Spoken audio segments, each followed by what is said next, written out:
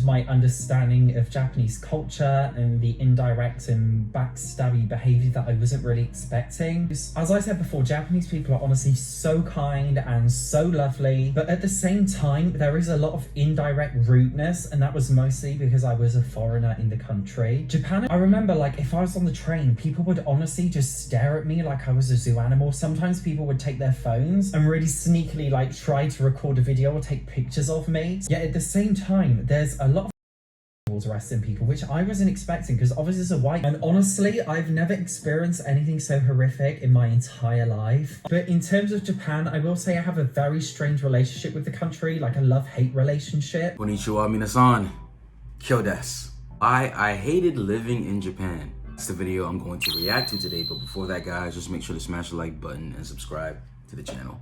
To clarify before we start this video, I'm talking about my personal mental health problems along with some other perhaps unsettling experiences. I will try my best to keep this video very non-explicit and try and only make fleeting references, but viewer discretion is advised if you don't like that stuff. So as a person, I've never really been into like anime or uwu culture. I'm not a weeb. I mean, I did have a phase where I was really into Sword Art Online, but like that was it. It didn't really count. Anyway, after I was made redundant from my previous job as an insurance claims handler, I received a moderate payout and I thought, what am I going to do with that money? So I decided to just spend it on traveling in Japan. I never really left Europe before. I think the furthest that I've ever been is Turkey, and I just wanted to try something completely new. I stayed there for about 2 weeks and I honestly loved it so much when I was there. I visited Osaka and Kyoto mostly, and after that, like as soon as I returned back to England, I immediately just applied for a job to teach English as a foreign language there. Within a few days I had my interview, and then within a few more days it was accepted, and then a couple of months later, like I was actually moving there. It was very, very, very fast and spontaneous. Usually Japanese visas for English teachers is just 1 year, but because of the Olympics that was in Japan, I was actually able to get a 5-year visa, which was really, really rare. But I think they were doing it just to make entry around the time easier to lower their admin resources or something. Although I didn't manage the full 5 years, I did manage 2.5 years. And then I had a literal mental breakdown and decided to come home. But I want to talk about my first year, because my first year was actually really, really great. I visited so many places. It was amazing. Even if you do not care about uwu stuff, kawaii stuff, trust me when I say like you will find enjoyment in Japan. There was like something for everybody. I actually lived in the Kansai area of Japan, which is where Kyoto, Osaka, Himeji are. Some of the most incredible places I've ever been to in my entire life. A lot of people when they visit Japan, they want to visit Tokyo, but for me, Tokyo was just like a big city. Like it was really, really nice, but it was just like a city. The Kansai region to me had a lot more character to it, and you don't always see that side of Japan in social media, and I'm honestly so glad that I went there. They actually speak a little bit of a different dialect to standard Japanese there, so like when I first got there, it was honestly tremendously difficult to understand anything, because I was obviously learning how to speak Japanese, but I was learning like textbook Japanese, standard Japanese. But after a while, I did get used to it. Now I actually find it much easier to understand than textbook Japanese. And honestly, like Japanese people are generally really, really lovely, and even if you don't literally speak a single word of Japanese, the language barrier wasn't a massive difficult, well, it was.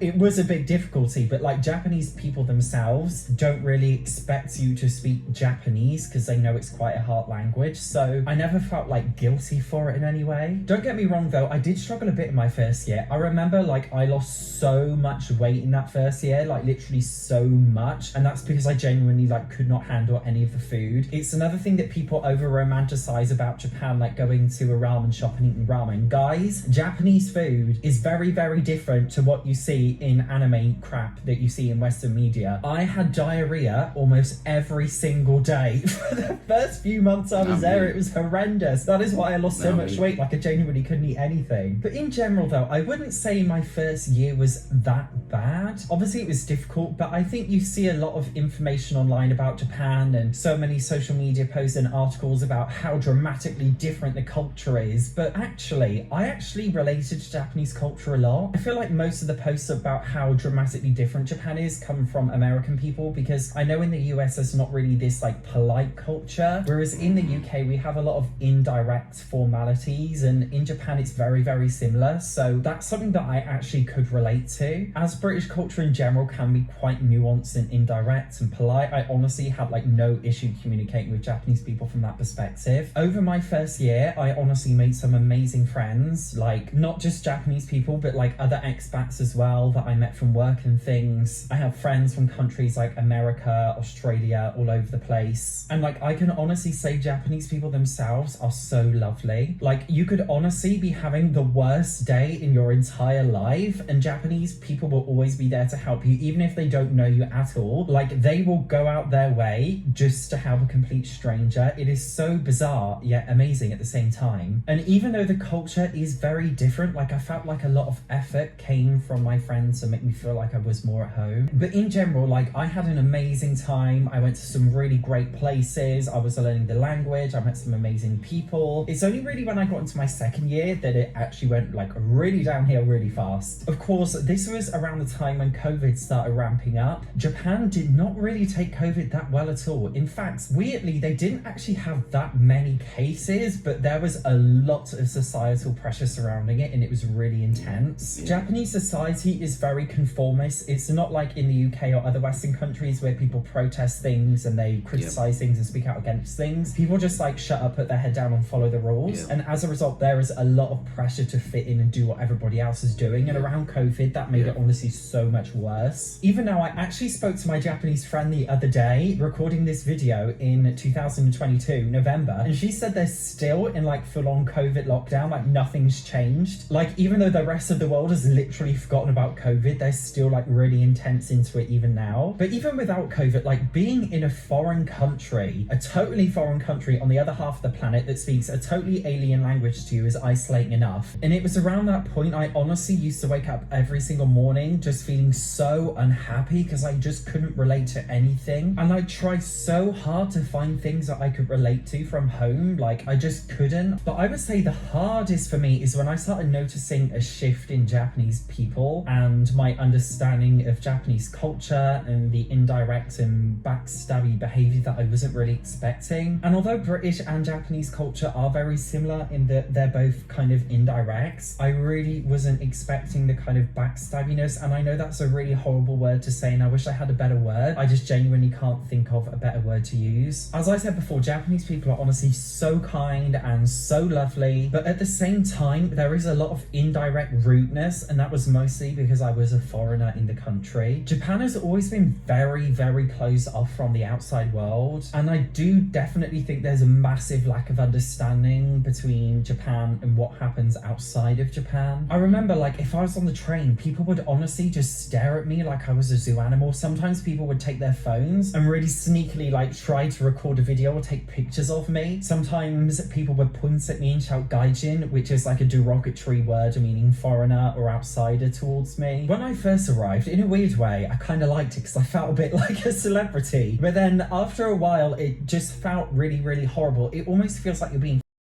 all the time, or like just some kind of shiny object to gawk at all the time. And it's really funny because Japan actually has really, really westernized beauty standards. Like, the average looking white guy honestly looks like a supermodel to a lot of Japanese people, yet at the same time there's a lot of towards Western people, which I wasn't expecting, because obviously as a white person I don't really experience UK, but I did experience it a lot there. I remember sometimes like I'd go out for dinner with some of my female Japanese colleagues, and I think people just used to assume that we were a couple. And sometimes like Japanese people would come up to us in like a restaurant or a bar and be like, excuse me, please don't date a foreign man. Foreigners are poor, they can't provide for you financially. Like, I used to find it so uneducated and shocking. Like, you literally don't know me, why would you come up to us and say that? Like, it's not acceptable. And I remember like when I was an English teacher, some of my students, I used to teach adults as well as children, but sometimes adults would come up to me and be like, I really hate foreigners in Japan. I hate it when tourists come to places like Kyoto and Tokyo and ruin it. And I remember thinking like, hello, I'm here, I'm a foreigner, and you're saying this to me. Of course, I'm offended by that, but people are so desensitized to being racist that they don't realize it's hurtful, and they just genuinely like did not realize that it would offend me. Even though Japan is an extremely peaceful and safe country, like it is so safe, you could walk down the street at any time at night, even as a woman, you feel completely safe, and it's incredible. But I really just felt unsafe, or at least unsettled when I was there. Not a risk of physical harm, but more so just like constant social rejection. Sometimes I walk down the street and people would literally look at me in fear, and they would cross a road for literally no reason. Or like I'd sit next to somebody on the train and they'd literally be shaking and go pale in fear, and they'd literally get up off their seat and go away from me. Japanese trains honestly get completely packed, but if I sit somewhere as a foreigner, nobody will sit next to me. And it's something that I feel really guilty about saying, because Japanese people are honestly so lovely. It's just like this all or nothing culture, and you just don't know what to expect. To be honest, I would say everything in Japan is very all or nothing. Like, you know, a Japanese toilet is either this really smart electronic elaborate device, or it's just like a pit in the ground and there's no in between. By the way, I did have an electric bidet toilet in my apartment in Japan, and I loved it. My bottom has never felt cleaner after a poo. Honestly, I would say that is the number one thing I miss about Japan, the toilets.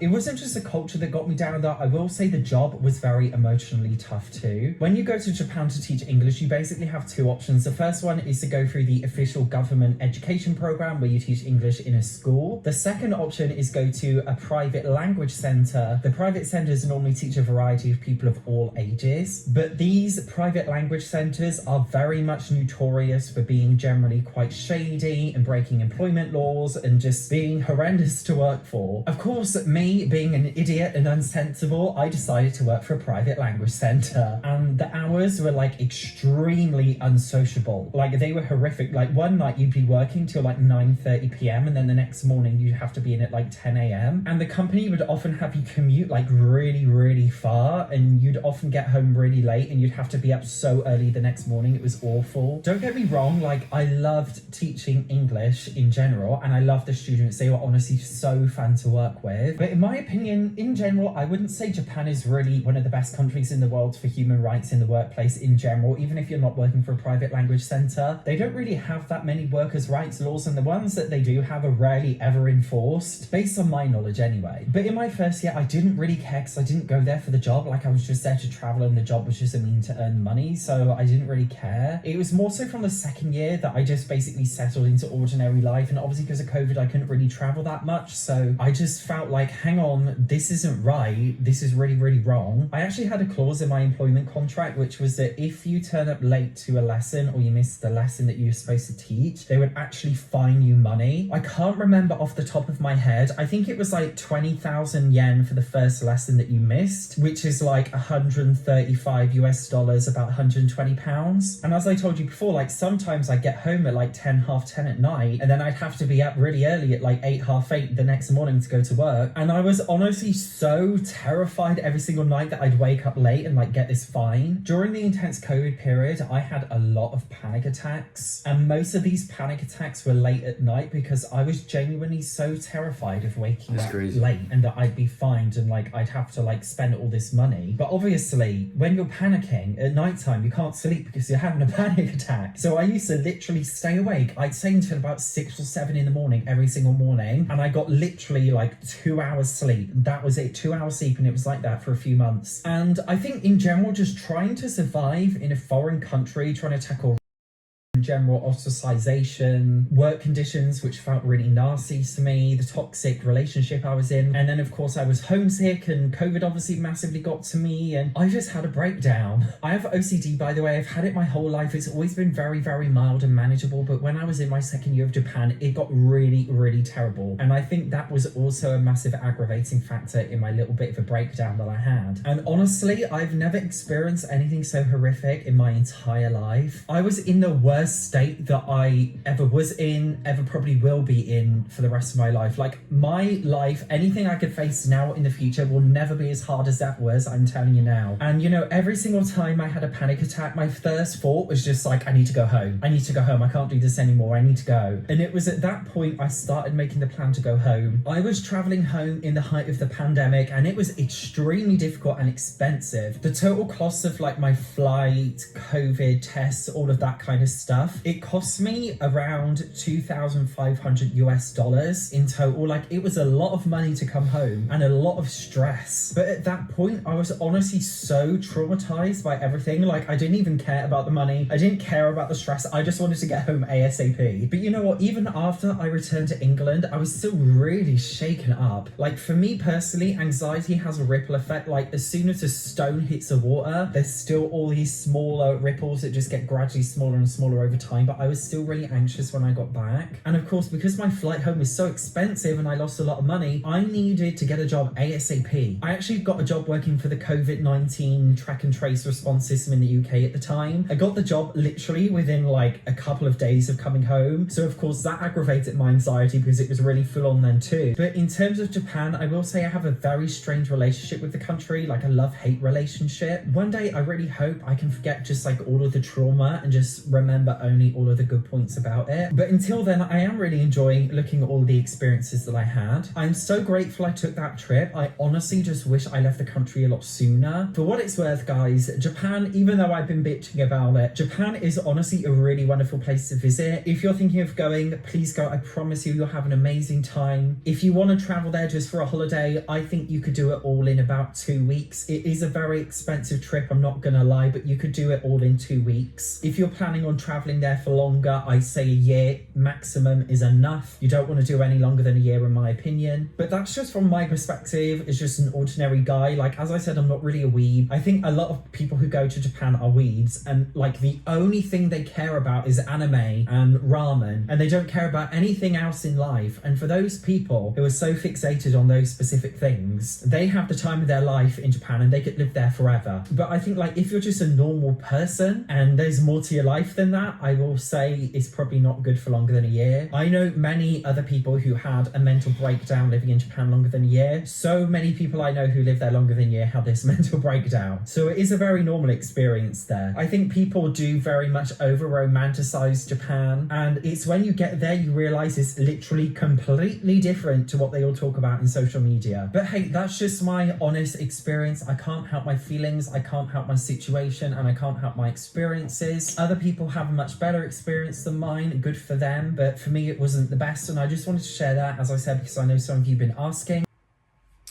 I definitely think he had a very interesting experience. Again, I always think visiting a country and living in a country are completely two different things. There's a lot I can say, but a lot of the stuff he mentioned, I'm like, okay, that makes sense. But overall, please let me know what you guys think about this video. Please leave your thoughts in the comment section below. So if you guys enjoyed the video, please smash the like button, smash the subscribe button, also hit that bell as well to get notified whenever we post a video. Hontou, arigatou gozaimasu, mina. 気をつけて。じゃあね。